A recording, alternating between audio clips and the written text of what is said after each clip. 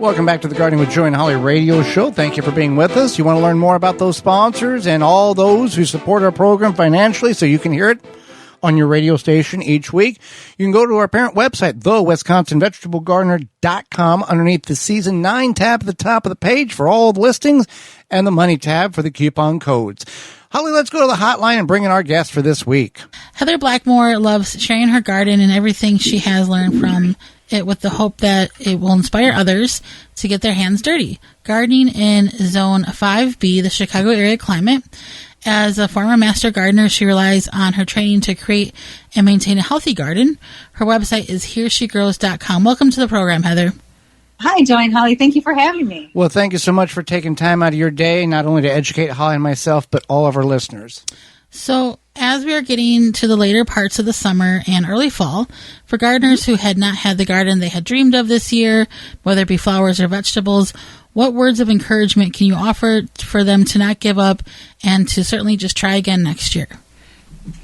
Well, I think it's important to see everything you do as a learning experience. So not everything's going to go well. I mean, every gardener that I know has a laundry list of plants that they've killed. So I guess gardening is, killing things is part of gardening. And once you get over that hump and, decide that you're going to continue to grow something and try again, that's the key to gardening, is just coming back to it and not being discouraged, because killing things is part of the whole gardening learning process.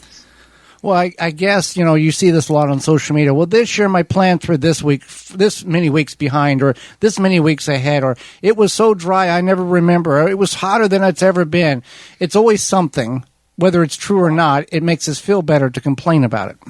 Right. Yeah, I think that's just kind of the human experience is, misery loves company. So we want to have an excuse, but things happen in the garden. And every time that happens to me, I want to know why it happened. So I take a deep dive into those things to educate myself. I talk to other gardeners about it, share the experiences that I'm having, and see, oftentimes, I've learned so much from people that know more than me. So I'll tell them what's happened to me, and they'll say, oh yeah, this is what happened. I had the same experience. This is what I did for it. And so having that camaraderie with other gardeners, and, it makes you feel like, okay, this person had the same thing. This is natural. This is normal. I'm going to go back to it and give it another go. And most people don't want to get older, but typically most people who are getting older has a level of wiseness that young people don't have, that us younger people need to pay attention to. Absolutely. And, when I was in Master Gardener training years ago, I was on the younger side of that class. And so that was quite an asset for me, because all of those people had years and years of experience. So when you think about it, I've been gardening for 20 years, but I'm a cold climate gardener. So I've only had 20 tries at this. That's not a lot of tries, So someone who's been gardening for 40 years, well, they've had 40 tries at it, because if they're cold climate, they're gardening, just for a very short amount of time. So they've had more tries. So obviously they have more knowledge. And those are the people you want to talk to. You want to talk to people who've been doing it longer than you, and not, I think the worst thing you can do is compare yourself to others, and then look at these magazines too that are these gorgeous spreads of gardens. And that can be such a deterrent too, because you think, oh my goodness, why don't my things look like that? Well, there's a lot going on behind the scenes that we don't know. And when we're just starting to garden, we can't compare ourselves to other people's wins, because you're going to have a lot of losses. Well, and we've had Joe Lampo, host of PBS's Growing a Greener World, on the program, and whenever he was on the DIY network, or I guess it was, he said that the part of the going into that process was zero failure. You cannot have any plants fail, otherwise the show doesn't work. That's not real life.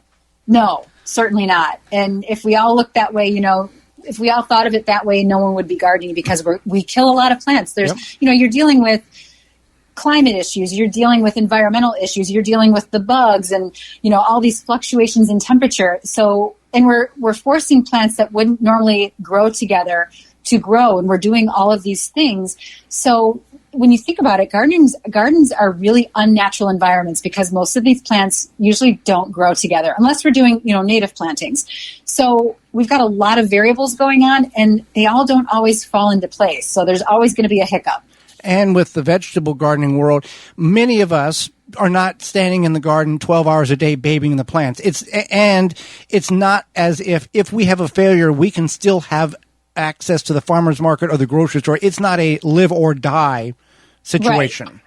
Right. And, I'm not a homesteading gardener. I'm not growing things to put them up for storage for months and months. It's, I really just appreciate having a homegrown tomato for the time that it's here. And then if I've got extra, I'll go and can it. But, I'm celebrating I harvested a single eggplant last week and a couple zucchini, and I had some bell peppers.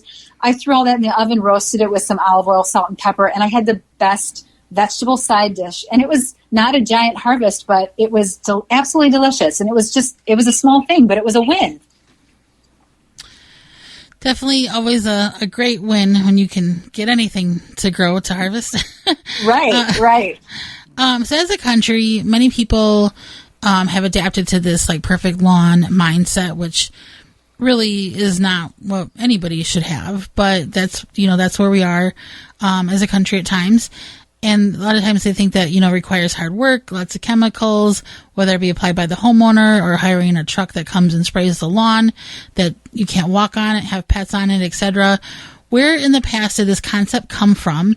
And what lawn care can be very easy, safe, and organic, and a few non-grass plants that are okay? Yeah. I think it evolved over time. It became a competitive thing. You had these subdivisions popping up, and it was a competition who had the best lawn.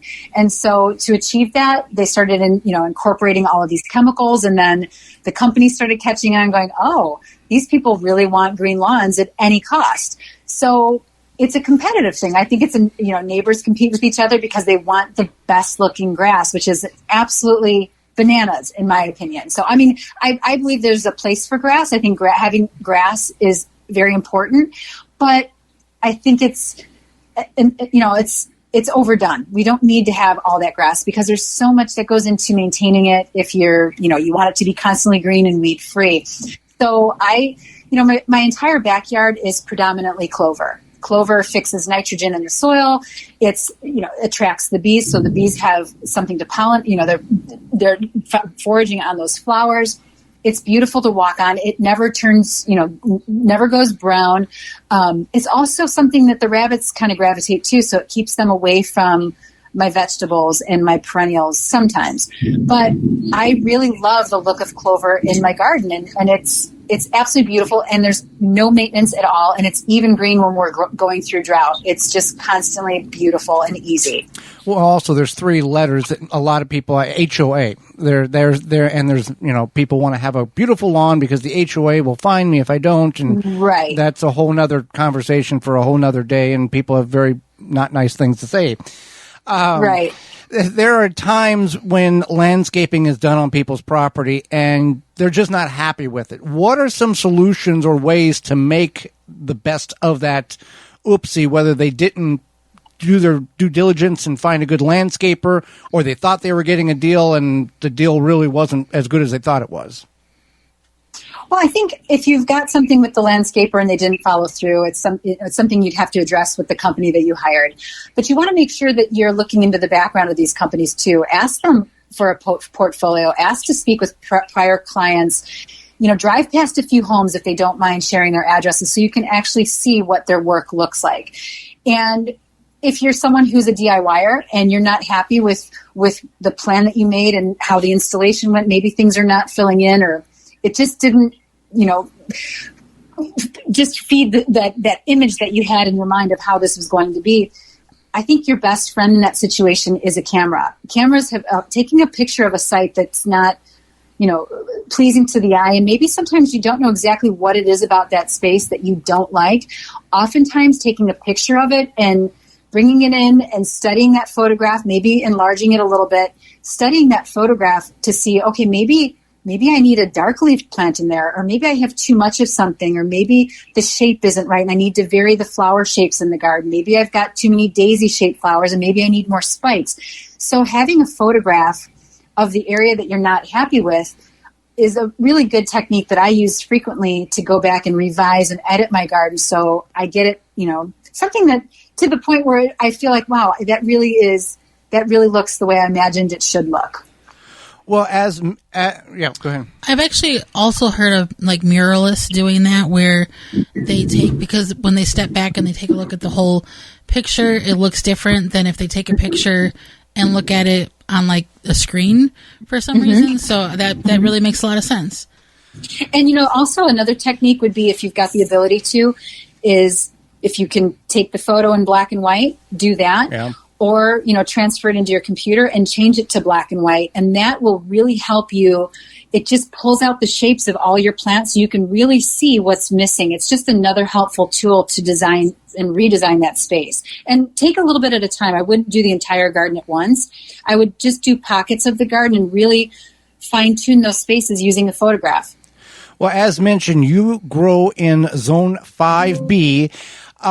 And you grow tropical plants in your garden. What are your practices of getting them to grow and keeping them alive over the winter in Chicago area, where it is quite cold during the peak winter months? Sure. So I love musabaju or hardy banana. So I grew that for a number of years in containers, and then I would muscle that thing into the house because it's massive, it's very heavy. And hardy banana is hardy to zone 5, but a lot of people go to great lengths to protect it when they've got it in the landscape. And I didn't want to do that. And then I decided that 1 year I was going to finally do that. So I buried it under like 3 feet of leaves, and I caged it to keep those light leaves intact. And it came back. It's been in the landscape for a couple years now. And last year I decided I wasn't going to cover it at all. And it still came back. It's beautiful, but I've got it in a very protected site.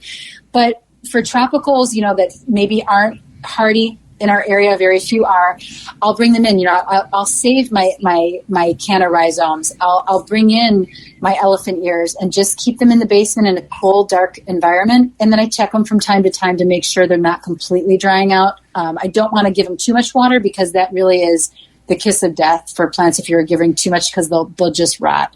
But it's really a simple process. It's not difficult. I do the same thing with my dahlias. Bring them in and I store them in a little animal bedding in a plastic bag. And animal bedding I found is the cheapest way to go, and it's been the most successful for me. But it's just about digging things up and putting them in a cool, dark place for the wintertime. That's very interesting. So you had posted a blog about growing blueberries in alkaline soil. Blueberries typically need acidic soil. Tell us more about that process and how it worked out.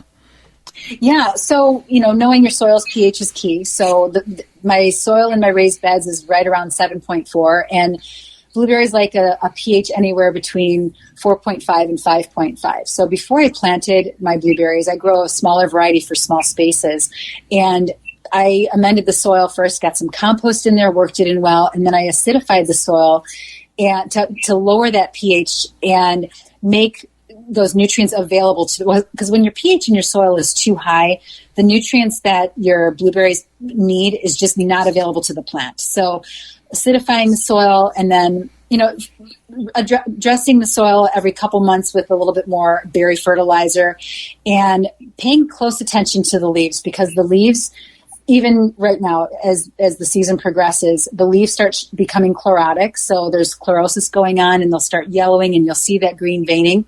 And I'm just listening to the plants. I'm not constantly testing my soil. I know the pH is always going to run high, but the plant leaves are telling me that the soil the pH is climbing and it needs to be acidified again so that those nutrients become available. So I'll go in with more soil acidifier, just following the instructions for whatever soil acidifier I use, and working it in, keeping it watered, and then over time those leaves will green up. And it's just a kind of a constant process, but it's so worth it because I grow them in raised beds and my harvests are prolific. I mean, there's nothing like homegrown blueberries on small space plants. It's just so rewarding, and it's really easy. And these are multi-year plants. You're not. How are you overwintering them? Oh, sure, yeah. So I dedicated an entire raised bed. So I have a few 4x8 raised beds, and I've got one raised bed that's dedicated entirely to blueberries and strawberries. So, the first year they'll put on some fruit. I was really surprised the second year how big of a harvest I got. So the third year on a few of my plants has been wonderful. And then several of my other plants are going into their second year. So I'm expecting every year that they're going to get better and better and better. And my greatest concern is making sure that I get that netting on those plants when those berries start coloring up, because the birds and all the critters will beat me to it if I don't. Absolutely. Well, Heather, we appreciate your time, your information, your knowledge. How can people find out more about you and visit your blog? Well, you can find me on my blog at hereshgrows.com. I'm also I have a YouTube channel at Heather Here She Grows, and on Instagram, Heather Here She Grows. Well, Heather, thank you so much for your time and your knowledge, not only for Holly and myself, but all of our listeners. We appreciate it very much. Oh, thank you so much, guys. Absolutely.